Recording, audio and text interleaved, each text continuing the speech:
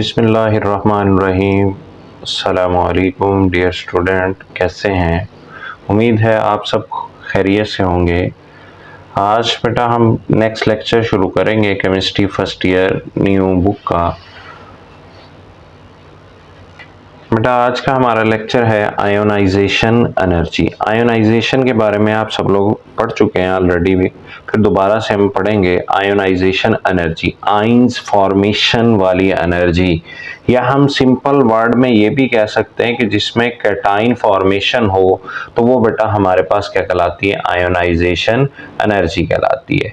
हम इसको सिंप्लीफाई करें तो ionisation energy, the energy needed to remove one electron from each atom in 1 mole of atom of the element in gaseous state to form 1 mole of gaseous ion या gaseous 1 positive ion is known as first ionization energy।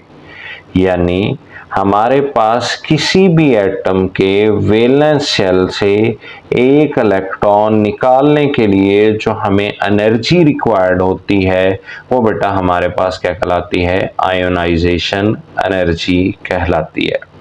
अब बेटा मेरी बात सुने कि हमारे पास कोई भी एटम है, उसमें एक इलेक्ट्रॉन निकालना है तो बच्चों के जहन में आता है कि हम इलेक्ट्रॉन निकाल सकते हैं। बेटा जब वो एलिमेंटल फॉर्म में है तब भी हम उसमें से इलेक्ट्रॉन नहीं निकाल सकते, जब वो गैसियस स्टेट में है तब भी नहीं, क्योंकि वो गैसियस स्टेट में डायटॉमिक की फॉर्म में हो सकता है, ट्रायटॉमिक की फॉर्म में हो सकता है, टेट्राटॉमिक की फॉर्म में हो सकता है, तो वहां से भी इलेक्ट्रॉन को निकालना हमारे लिए डिफिकल्ट है। और इसी तरह एलिमेंटल स्टेट में भी वो बहुत सारे एटम्स का मजमुआ होता है, तो वहां से भी निकालना जो होता है वो हमारे लिए क्या है? मुश्किल होता है। तो इसलिए हम उसको किस में लेके जाते हैं? आइसोलेटेड गैसियस स्टेट, यानी उसको आइसोलेट करना है। और आइसोलेट मतलब अलग करना है, तो अलग करने के लिए हमें क्या चीज रिक्वायर्ड होगी? गैसियस स्टेट रिक्वायर्ड होती है। उम्मीद है आपको ये कॉन्सेप्ट समझ में आ रहा होगा। अब बेटा हम इसको डिटेल से शुरू करते हैं, फिर आपको और भी इसमें काफी चीजें समझने में आसानी होगी। इसमें देखें हमारे पास जो है आयोनाइजेशन एनर्जी, आयोनाइजेशन एनर्जी इसको आई से रिप्रेजेंट करते हैं, और इसको बेटा हम डेल एच, डेल्टा एच भी कहते हैं, आई से इसकी वैल्यू लिखते हैं। डेल्टा एच बेटा हम रिप्रेजेंट करते हैं इंथैल्पी चेंज को, जो एनर्जी चेंज होती है वो बेटा हम किस बेसिस पे लेते हैं? इंथैल्पी चेंज की बेसिस पे। हम ये कह सकते हैं सिंपल वर्ड में कैटाइन फॉर्मेशन इसके अंदर होती है। कैटाइन फॉर्मेशन किस बेसिस पे होती है? बाय, हम कह सकते हैं कैसे? By removal. किस चीज को निकालते हैं? Removal of electron. कहां से निकालते हैं? Isolated gaseous atom, isolated gaseous atom. ठीक है जी। अब डेल एच जो है इसके साथ बेटा हम नोटेशन में डिफरेंट चीजें भी यूज करते हैं। डेल एच आई तो ये बेटा हमारे पास किसके लिए है? आयोनाइजेशन एनर्जी के लिए। लेकिन अगर बेटा हमारे पास क्या हो कि फर्स्ट इलेक्ट्रॉन बेटा हम रिमूव करें, फर्स्ट इलेक्ट्रॉन की रिमूवल होती है, तो जब फर्स्ट इलेक्ट्रॉन बेटा रिमूव होता है तो ये जो नोटेशन है वो हो जाती है डेल एच आई, और इसके साथ हम क्या लिखते हैं? 1 लिखते हैं। तो ये हमारे पास क्या कहलाती है? फर्स्ट आयोनाइजेशन एनर्जी कहलाती है। इसी तरह सिमिलरली अगर हम सेकंड इलेक्ट्रॉन बेटा रिमूव करवाते हैं, तो जब सेकंड इलेक्ट्रॉन की रिमूवल होती है तो ये नोटेशन हो जाती है डेल एच आई, और इसके साथ हम क्या लिख देते हैं? 2।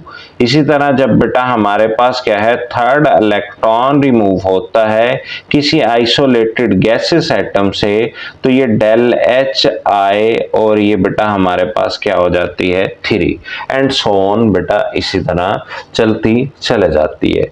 जैसे फॉर एग्जाम्पल मैं फर्स्ट एग्जाम्पल करता हूँ, हमारे पास है सोडियम, सोडियम के हम एग्जांपल लेते हैं। सोडियम, उससे पहले बेटा हमारे पास क्या आ जाता है, लिथियम आता है। लिथियम से बेटा हम एक इलेक्ट्रॉन रिमूव करवाते हैं, ये बेटा हमारे पास क्या आएगा, Li, और उसके ऊपर पॉजिटिव चार्ज। याद रखिएगा जितने जो एटम इलेक्ट्रॉन रिमूव कर होंगे उतना उसके ऊपर पॉजिटिव चार्ज आता चला जाएगा, और साथ हम उसके ऊपर क्या लिख देंगे, इलेक्ट्रॉन लिख देंगे। प्रीवियस लेक्चर में आयनिक रेडियाई में हमने कैटाइन फॉर्मेशन के बारे में भी पढ़ा था, तो अगर किसी को इस चीज की समझ नहीं आ रही कि ये पॉजिटिव आयन कैसे बन रहे हैं, तो वो प्रीवियस लेक्चर प्लेलिस्ट पे देख सकते हैं। अदरवाइज आपके लिए गुड न्यूज है कि हम नेक्स्ट जो है वो एमडी कैट जो होना है उसका एक क्रैश कोर्स लॉन्च कर रहे हैं, जिसमें आपको सिस्टमेटिक वे में एमसीक्यूज की अटेम्प्टेशन, केमिस्ट्री, बायोलॉजी, फिजिक्स और इंग्लिश के एमसीक्यूज हम प्रैक्टिस एक्सरसाइज भी यहाँ पे करवाएंगे। Lithium Li positive plus E, एक इलेक्ट्रॉन निकल गया, तो इलेक्ट्रॉन को निकालने के लिए हमें क्या पड़ती है, कॉस्ट पड़ती है। तो यहाँ पे बेटा उसका एक इलेक्ट्रॉन तो ये निकला है, तो ये फर्स्ट आयोनाइजेशन एनर्जी होती है ΔHi, और ये कितनी आती है, तो ये बेटा हमारे पास होती है 520 किलो जूल पर मोल।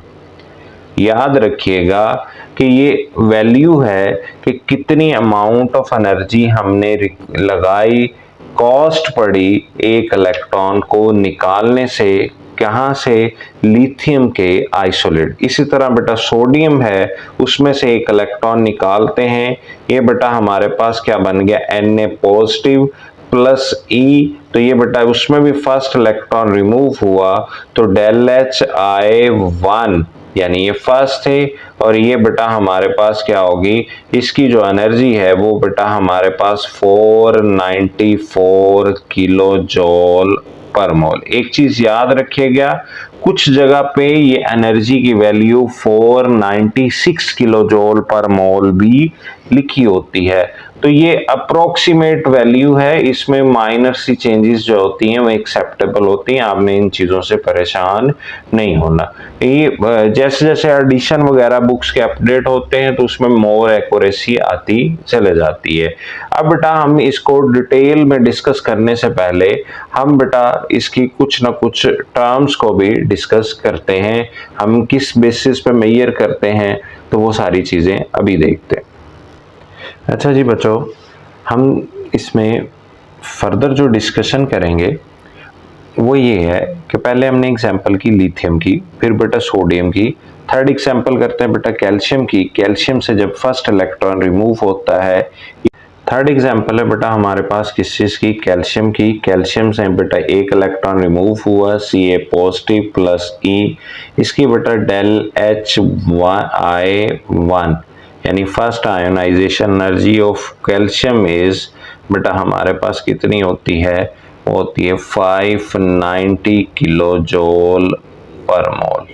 अब बच्चे सवाल करते हैं, आपसे एमसीक्यूज भी पूछा जा सकता है कि मेजरमेंट यूनिट इनके कौन कौन से हो सकते हैं, तो बेटा हम इनको 3 यूनिट्स में मेजर करते हैं। एक तो बेटा अभी हमने लिखा है किलो जूल पर मोल, इसके अंदर बेटा हम एंथैल्पी को या आयोनाइजेशन एनर्जी को मेजर करते हैं। सेकंड बेटा हमारे पास आ जाता है किलो कैलोरीज पर मोल के लिहाज से, उसमें बेटा हम इसको मेजर करते हैं। और तीसरी जो चीज है वो बेटा हम इलेक्ट्रॉन वोल्ट में भी इसको क्या करते हैं, मेजर करते हैं। एक चीज याद रखिएगा कि हम किसी भी चीज को दूसरे में कन्वर्ट कर सकते हैं। आप याद रखें 1 इलेक्ट्रॉन वोल्ट जो होता है वो बेटा हमारे पास किसके बराबर होता है, 96.485 किलो जूल पर मोल के। ये याद रखना है आपने कि 1 इलेक्ट्रॉन वोल्ट जो है वो 96.485 किलो जूल पर मोल। मैं इसको 485 भी पढ़ सकता था, लेकिन याद रखिए जो स्टैंडर्ड मेथड होता है वो यही है। अब आयोनाइजेशन एनर्जी का स्टेबिलिटी ऑफ एटम के साथ बहुत ज़्यादा ताल्लुक है। ग्रेटर आयोनाइजेशन एनर्जी होगी, किसी की भी जितनी आयोनाइजेशन एनर्जी क्या होगी ग्रेटर, या बेटा आप क्या कहेंगे हाई होगी, उतना ही वो एटम जो होगा वो बेटा हमारे पास क्या होगा स्टेबल होगा। जितनी आयोनाइजेशन एनर्जी ज्यादा, उतने ज्यादा वो बेटा हमारे पास क्या होंगे स्टेबल होंगे, और जितनी उनकी आयोनाइजेशन एनर्जी बेटा कम हो जाती है उतनी ही बेटा उनकी स्टेबिलिटी भी जो होती है वो क्या हो जाती है कम होती चले जाती है। नेक्स्ट बेटा हमारे पास है कि आयोनाइजेशन एनर्जी का हमारे पास जो है वो नोबल गैसेस के साथ क्या ताल्लुक है। नोबल गैसेस जो होते हैं उनके बेटा हमारे पास क्या है, आउटर मोस्ट शेल जो होते हैं वो कंप्लीट होते हैं। आपकी बुक वाले ने इतने डेप्थ में आपको डिटेल में नहीं बताया, तो आउटर मोस्ट शेल जब कंप्लीट होते हैं तो उनकी बेटा आयोनाइजेशन एनर्जी जो होती है वो बहुत ज्यादा होती है। आयोनाइजेशन एनर्जी जो है वो वेरी हाई होती है, इसलिए ये पीरियोडिक टेबल के अंदर नोबल गैसेस जो होती हैं वो बहुत ज्यादा बेटा हमारे पास क्या होती हैं स्टेबल होती हैं। और लीस्ट आयोनाइजेशन एनर्जी इनकी होती है अल्कली मेटल जो शुरू के मेंबर हैं, तो इनकी ionisation energy least ionisation energy होती है। ये इजीली जो होती हैं वो अपने इलेक्ट्रॉन को बेटा क्या कर देते हैं लूज कर देते हैं। बेटा higher ionisation energy, higher ionisation मतलब होता है कि फर्स्ट के बाद वाली जो एनर्जीज हैं वो सारी की सारी बेटा हमारे पास किस में आ जाती हैं हायर आयोनाइजेशन एनर्जी के अंदर आ जाती हैं। फर्स्ट के बाद जो एनर्जी आती है स्टार्ट में मैंने डिस्कस किया है कि वो बेटा हमारे पास अगर फर्स्ट इलेक्ट्रॉन रिमूव होता है तो वो फर्स्ट आयोनाइजेशन एनर्जी, अगर सेकंड इलेक्ट्रॉन रिमूव होगा तो वो बेटा हमारे पास क्या हो जाती है सेकंड आयोनाइजेशन एनर्जी, अगर थर्ड इलेक्ट्रॉन रिमूव होगा तो बेटा हमारे पास क्या आ जाती है थर्ड आयोनाइजेशन एनर्जी कहलाती है। हम इस सेकंड आयोनाइजेशन एनर्जी को ऐसे भी डिफाइन कर सकते हैं कि if A second electron is removed from each ion is in a mole of gases, one positive ion is called as second ionization energy। जैसे कैल्शियम बेटा हमारे पास क्या है +1 में पहले ही मौजूद है, यानी वो उसका 1 पॉजिटिव मोल मौजूद है, उसमें से हम एक इलेक्ट्रॉन और निकालते हैं तो ये बेटा हमारे पास क्या बन गया Ca+2, एक इलेक्ट्रॉन निकल गया और इसकी डेल एच आई सेकेंड जो है वो सेकेंड आयोनाइजेशन एनर्जी वो हो जाती है 1150 किलो जूल पर मोल हो जाती है। इसी तरह बेटा हमारे पास क्या है कि डाई पॉजिटिव आयन से यानी सेकंड आयोनाइजेशन एनर्जी यानी सेकंड इलेक्ट्रॉन के रिमूवल के बाद if a third electron is removed from each ion in a made up of gases to positive ions is called as third ionisation energy. यानी calcium अब बेटा हमारे पास क्या है पॉजिटिव 2 की फॉर्म में था, अब कैल्शियम पॉजिटिव 2 से हम किस में लेके चले गए तो कैल्शियम पॉजिटिव 3 के अंदर चला गया, तो इसकी बेटा हमारे पास जो आयोनाइजेशन एनर्जी की वैल्यू है डेल एच आई 3 यानी थर्ड आयोनाइजेशन एनर्जी वो आ जाती है 4940 किलो जूल पर मोल, वो बेटा हमारे पास उसकी क्या कहलाती है थर्ड आयोनाइजेशन एनर्जी कहलाती है। अब बेटा यहाँ पे बच्चे सवाल करते हैं कि सर हम तो कहते हैं कि ग्रुप नंबर की बेस पे इलेक्ट्रॉन की रिमूवल होती है, तो ये थर्ड आयोनाइजेशन एनर्जी क्यों हुई कैल्शियम की या मैग्नीशियम की या किसी और मेंबर की। तो बेटा हम यहाँ पे एक और चीज का भी अंदाजा लगाते हैं, वो क्या होती है वैलेंसी का बेटा यहाँ से हमें एटम का पता चलता है। अगर उसकी फर्स्ट और सेकंड आयोनाइजेशन एनर्जी के दरमियान एनर्जी गैप एक लिमिट में हो, जैसे कैल्शियम की फर्स्ट आयोनाइजेशन एनर्जी 590 थी, सेकंड की अप्रोक्सीमेटली बेटा हमारे पास क्या है डबल है, क्योंकि इलेक्ट्रॉन अब 1 पॉजिटिव आयन से रिमूव हुआ है तो अप्रोक्सीमेटली डबल है तो इट इज जस्टिफाइबल।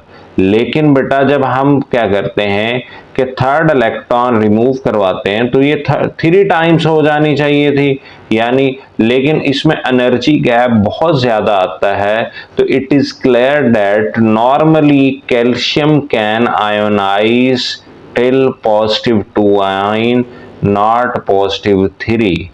क्लियर हो गया जी। अब बेटा हम डिस्कस करते हैं factor affecting the ionisation energy. Before we discussing the factor affecting the ionisation energy, ये एक लाइन है आपकी बुक वाले लिखी, an element can have several ionisation energy. वो डिपेंड करती है कि किस ग्रुप से, किस पीरियड से, और उसके अलावा बेटा उनकी वेरिएबल वैलेंसीज हो सकती हैं, वेरिएबल ऑक्सीडेशन स्टेट हो सकती है, उस लिहाज से उनकी आयोनाइजेशन एनर्जी भी डिफरेंट हो सकती है, जो हम ट्रांजिशन एलिमेंट के अंदर बेटा डिस्कस करते हैं।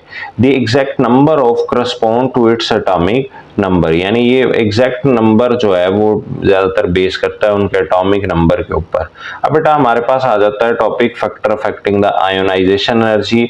There are a lot of factor that affecting the ionisation energy that we will discuss one by one here. Simply in shortcut way मैं आपको ये बता देता हूं कि न्यूक्लियर चार्ज होता है वो डायरेक्टली प्रोपोर्शनल होता है किसके, आयोनाइजेशन एनर्जी के। जितना न्यूक्लियर चार्ज यानी बेसिकली अफेक्टिव न्यूक्लियर चार्ज जितना ज्यादा होगा बेटा उतनी ही आयोनाइजेशन एनर्जी उनकी ज्यादा होगी। कहता है greater the effective nuclear charge, greater is electrostatic force of attraction. More difficult is to remove an electron from an atom. For this reason, ionization energy increase with an increase of effective nuclear charge. जितना effective nuclear charge बढ़ता चला जाएगा उतनी उनकी ionization energy भी ज्यादा होती चले जाएगी। दूसरा है बेटा हमारे पास साइज ऑफ एटम आर आइन, या बेटा हम इसको क्या कह सकते हैं, एटॉमिक रेडियाई भी कह सकते हैं इसको। अगर आप शॉर्टकट वे में तो इसको बेटा हम क्या कह सकते हैं, एटॉमिक रेडियस भी कह सकते हैं। एटॉमिक रेडियस का बेटा आयनाइजेशन एनर्जी के साथ इनवर्स में ताल्लुक होता है, यानी इनवर्सली प्रोपोर्शनल होता है। जितना साइज ऑफ एटम बेटा किसी का ज्यादा होगा या जितना उसका एटॉमिक रेडियस ज्यादा होगा, न्यूक्लियर फोर्स ऑफ अट्रैक्शन उतनी ही कम हो जाती है और इजीली इलेक्ट्रॉन की रिमूवल हो जाती है। जैसे कहता है in the bigger atom force of attraction between the nucleus and outermost electron is weaker, therefore the ionization energy decrease as the size of atom increase and vice versa. ठीक हो गया जी। तीसरी बेटा हमारे पास जो है फैक्टर जो है, तीसरा फैक्टर वो हम डिस्कस करते हैं तो वो है बेटा हमारे पास इलेक्ट्रॉनिक अरेंजमेंट।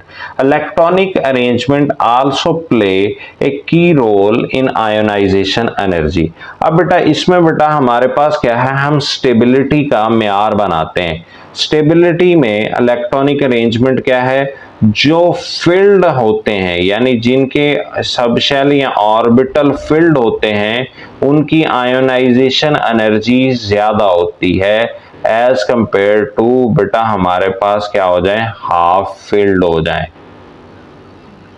और लास्ट पे बेटा हमारे पास क्या है, पार्शियली फील्ड होने चाहिए।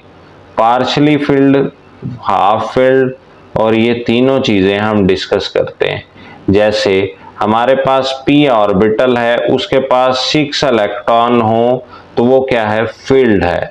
और अगर उसके पास 3 इलेक्ट्रॉन हो तो वो बेटा क्या है, हाफ फील्ड है। और अगर 3 से ज्यादा हो, 2 हो सकते हैं, 1 हो सकता है, इवन देन 4 भी हो सकता है, तो ये पार्शियली फील्ड है। यहाँ हाफ से ज्यादा या हाफ से कम तो उनकी इलेक्ट्रॉनिक कन्फिगरेशन भी की बेसिस पे, यानी इलेक्ट्रॉनिक कन्फिगरेशन की बेसिस पे, उनकी बेटा इलेक्ट्रॉनिक अरेंजमेंट की बेसिस पे आयोनाइजेशन एनर्जी जो है वो बहुत ज्यादा अफेक्टिव होती है। कहता है it is observe that half filled and completely filled orbital are stable, therefore ionization energy is higher when an electron is to be removed from a fully filled और हाफ फील्ड ऑर्बिटल। अब पहली example field वाली हम करते हैं। Noble gases होती हैं have highest ionization energy in their respective period. It is due to highly stable fully filled shells होते हैं, यानी NS2 NP6 यानी दोनों के दोनों फिल्ड हैं। अब दूसरी एग्जांपल हम करते हैं कि जो हमारे पास हाफ फिल्ड की और पार्शली फिल्ड की। अब दो एग्जांपल है, एक बेटा हमारे पास नाइट्रोजन है जो बेटा हाफ फिल्ड की, एन उसका एटॉमिक नंबर 7 है नाइट्रोजन का, 1s2 2s2 2px1 2py1 2pz1। अब ये मोर स्टेबल क्यों है उसने लिखा हुआ है, उसकी वजह ये है कि ये इसके p में 3 इलेक्ट्रॉन है, 6 का हाफ करें बेटा 3 आ जाता है, तो ये हाफ फिल्ड है, स्टेबल है, तो इसकी आयनाइजेशन एनर्जी 14 है और वो हायर है किसकी निस्बत, oxygen, 1s2 2s2 2px2 2py1 2pz1। अब इसमें p ऑर्बिटल में बेटा कितने इलेक्ट्रॉन है, 4 हैं, तो वो बेटा मैंने कहा था पार्शली फिल्ड है, तो वो लेस स्टेबल है, तो इसलिए उसकी ionization energy as compare to nitrogen वो बेटा क्या है, कम है। इसकी है 1365 और उसकी थी 1403। फोर्थ हमारे पास फैक्टर है शील्डिंग इफेक्ट। बेटा शील्डिंग इफेक्ट और आयोनाइजेशन एनर्जी इनवर्सली प्रोपोर्शनल है, जितना शील्डिंग इफेक्ट ज्यादा होगा उतनी आयोनाइजेशन एनर्जी कम होती है, और जितना शील्डिंग इफेक्ट कम होगा उतनी बेटा आयोनाइजेशन एनर्जी ज्यादा होगी। कहता है greater the shielding effect easier it is to remove the valence electron from an atom, larger the number of inner electron, greater the shielding effect, therefore lower is the ionization energy। और last एक नई चीज add की है वो है spin pair repulsion, जो अभी हमने डिस्कस किया है कि हमारे पास फील्ड हाफ फील्ड, उसी से ये बेटा कुछ हद तक रिजेंबल करता है। अभी हम डिस्कस भी करते हैं और आपको इसको समझाने की कोशिश भी करते हैं कि स्पिन पेयर रिपल्शन होती क्या है। कहता है कि when electron are spin paired in same orbital, यानी उनके स्पिन भी हो और पेयर्ड अप भी हो, यानी क्लॉकवाइज और एंटी क्लॉकवाइज ये बेटा उनकी स्पिनिंग मोशन होती है, और वो पेयर्ड हो सेम ऑर्बिटल के अंदर, the repulsion between them can lead to a slightly lower ionization energy as compared to removing an unpaired electron। जो पेयर्ड अप होंगे वो बेटा हमारे पास उनकी रिपल्शन ज्यादा होगी और वहां से इलेक्ट्रॉन को रिमूव करवाना आसान होता है एज कंपेयर टू जो बेटा हमारे पास क्या होंगे, अनपेयर्ड होंगे। This is because the pair electron experience increase repulsion, ये इनकी यानी वो इनर होते हैं वो रिपेल करते हैं। आप इन शॉर्ट ये समझ सकते हैं कि उनका शील्डिंग इफेक्ट जो होता है वो ज्यादा होता है, and making it slightly easier to remove one of the paired electron. जिसमें बेटा उसने दो एग्जांपल दिए हैं मैंगनीज और क्रोमियम की। तो मैंगनीज की बात करें, has 2 pair spin paired electron in its 4s orbital. देखें मैंगनीज है, यहां तक उसकी electronic configuration similar to like argon, 3d5 और 4s2। अब ये पेयर्ड है, इनके 4s के पेयर्ड है। और दूसरी एग्जांपल है क्रोमियम की, तो एंड में देखें यहां तक आर्गोन की इलेक्ट्रॉनिक कॉन्फ़िगरेशन है 3d5 और बेटा हमारे पास क्या है 4s1 है। तो बेटा जिसमें पेयर्ड है वो लेस स्टेबल है क्योंकि वो दूसरे आउटर इलेक्ट्रॉन को रिपेल करता है, और जिनके पास अनपेयर्ड है वो भी रिपेल करता है लेकिन लेस रिपेल करता है एज कंपेयर टू पेयर्ड। तो कहता है manganese has 2 spin paired electron in its 4s orbital, the ionisation energy to remove one of these pair electron is relatively lower due to increase repulsion between the paired electron. In contrast, chromium has 1 unpaired electron in its 4s orbital. Removing one of these unpaired electrons require more energy due to the absence of spin pair repulsion। Clear हो गया जी। अब इसको हम लिख भी लेते हैं ताकि आपको समझ में भी आ जाएगा कि क्रोमियम जो है उसकी बेटा जो आयोनाइजेशन एनर्जी है वो बेटा हमारे पास कितनी होती है, 652.9 किलो जूल पर मोल, यानी इसकी आयोनाइजेशन एनर्जी जो फर्स्ट है डेल एच आई की जो वैल्यू है वो इतनी है, और मैंगनीज की देखें तो वो बेटा हमारे पास डेल एच आई जो है मैंगनीज उसकी अप्रोक्सीमेटली होती है 717.3 किलो जूल पर मोल आ गई। अब दोनों में जो बात मैंने आपको बताई है वो एनर्जी वैल्यू से भी क्लियर होगी। हायर वैल्यू मैंगनीज की होती है किसकी निस्बत, क्रोमियम की निस्बत, due to greater effective nuclear charge which hold the electron more tightly. Manganese में स्पिन पेयर्ड रिपल्शन जो होती है वो 4s ऑर्बिटल की वजह से होती है।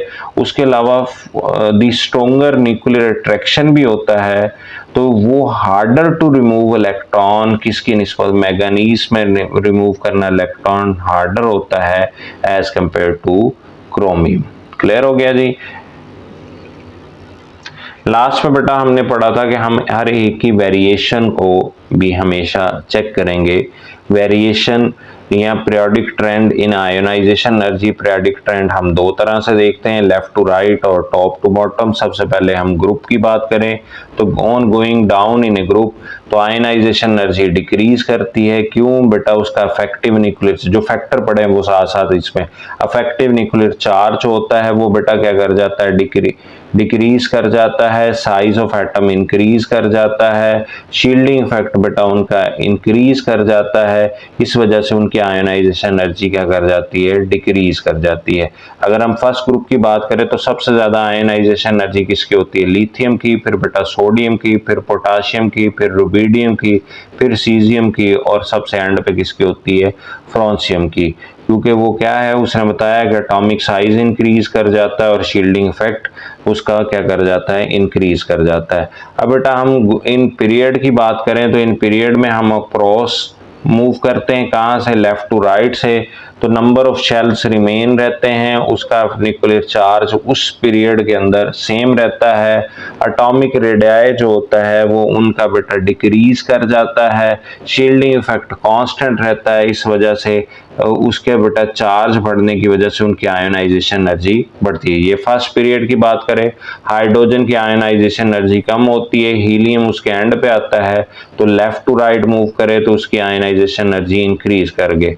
अब बेटा सेकंड पीरियड की बात करें तो लिथियम की आयोनाइजेशन एनर्जी कम है, बेरिलियम की उससे ज्यादा है, फिर बोरॉन, फिर कार्बन, फिर नाइट्रोजन, फिर ऑक्सीजन, फिर फ्लोरीन, फिर नियोन। अब बच्चों के ज़हन में सवाल आता है कि बेरिलियम की आयोनाइजेशन एनर्जी ज्यादा क्यों होती है और बोरॉन की कम क्यों होती है। इसी तरह नाइट्रोजन की आयोनाइजेशन एनर्जी ज्यादा क्यों होती है और ऑक्सीजन की कम क्यों होती है, और इसी पीरियड के अंदर सबसे ज्यादा नियोन की क्यों होती है।